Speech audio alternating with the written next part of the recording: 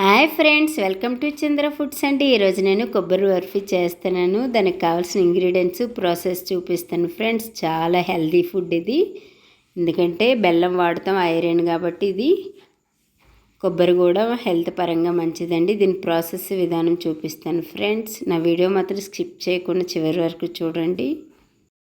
కడిగి శుభ్రం చేసి పెట్టుకున్న కొబ్బరిలండి ఇవి. గ్రైండ్ చేసుకోవాలి. కొబ్బరి ముక్కలు తీసుకొని మిక్సీ జార్లోకి వేసుకొని కొబ్బరి కూర వచ్చే విధంగా గ్రైండ్ చేసుకోవాలి.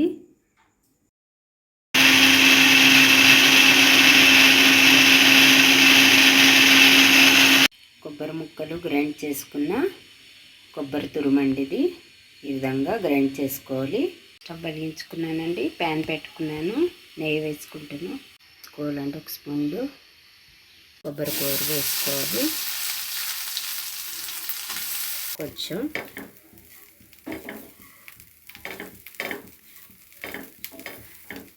లైట్ బ్రౌనిష్ వచ్చింది, వేగిపోయింది. ప్లేట్లో పక్కకు తీసుకోవాలి. కొబ్బరిని ఇలాచి వేసుకున్నానండి. వేడయ్యాక బాదం, పంప్కిన్ సీడ్స్ వేసుకొని ఫ్రై చేసుకోవాలి.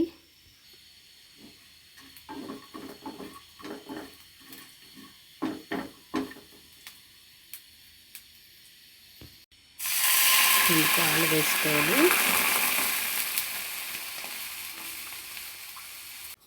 వేడయ్యాక 250 గ్రామ్స్ బెల్లం తీసుకున్నానండి. ఇది గానుగ బెల్లం, చాలా మంచిది హెల్త్ పరంగా. ఏ కెమికల్ వేయకుండా తయారు చేసే గానుగ బెల్లం అండి. ఇది నేను యూజ్ చేస్తున్నాను. కొబ్బరి మరిగే పాలలో బెల్లం వేస్తున్నానండి.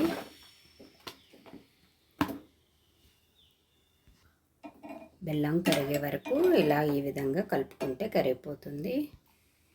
ఈ విధంగా బెల్లం కరుగుతుందండి. ఈ మిశ్రమంలోకి, పాకం మిశ్రమంలోకి మరిగించిన ఈ లైట్ వేయించుకున్న కొబ్బరిని వేసుకోవాలి.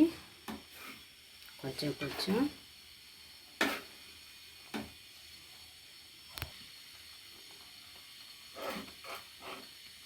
ఇలాచీ పౌడర్ని వేసుకోవాలి. ఇలాచీ పౌడర్ కలిసినట్టు కలుపుకోవాలి. ఇలా దగ్గరికి అయ్యే వరకు కలుపుకోవాలి. దగ్గరికి అయిందంటే స్టవ్ ఆఫ్ చేసుకోవాలి. ఆఫ్ చేసుకుంటాను. ప్లేట్కి నెయ్యి అప్లై చేసుకొని ఈ బర్ఫీ మిశ్రమాన్ని, కోకోనట్ బర్ఫీ మిశ్రమాన్ని ప్లేట్లో సర్వ్ చేసుకోవాలి. ఇలా సర్వ్ చేసుకున్నాక మొత్తం ఈవెన్గా చేసుకోవాలి. మొత్తం స్ప్రెడ్ చేసుకోవాలి ఈవెన్గా. అయితే మంచి షేప్ వస్తుంది. వేయించుకున్న బాదంని వేసుకోవాలి. వేడిగా ఉండేటప్పుడే షేప్స్ కట్ చేసి పెట్టుకొని ఉంచుకోవాలండి.